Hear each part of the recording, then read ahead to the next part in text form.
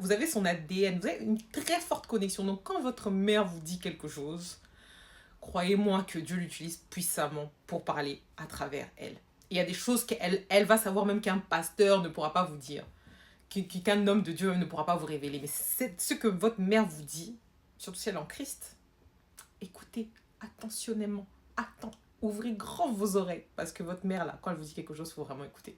Et enfin, 7e conseil que je peux vous donner, c'est apprécie-toi. Tu es belle.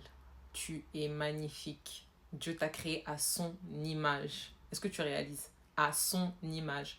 Donc ne te compare pas encore une fois aux autres. Ne te compare pas. Tu es magnifique tel que tu es, tel que Dieu t'a créé. N'en doute jamais. Parce que toi, peut-être tu te vois comme ça, mais quelqu'un te trouve extrêmement belle. Peut-être toi, tu as des complexes. On a tous des complexes. Moi-même qui vous parle là, j'en ai beaucoup.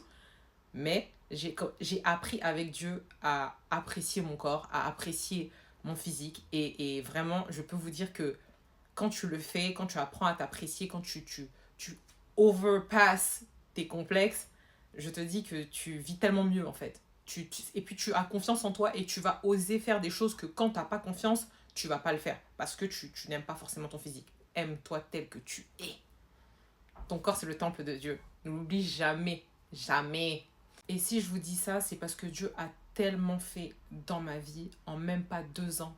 Vous voyez, j'avais 28 ans très précisément quand j'ai donné ma vie à Christ. C'était en 2024. En 2024, j'étais dans une situation dépressive.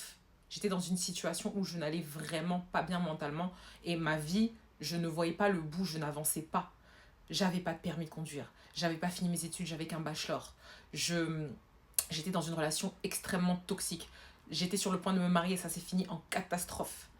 Et Dieu a tellement fait en même pas une année. Quand je vous dis en une année, j'ai eu mon permis de conduire. J'ai eu mon master 2 en ressources humaines.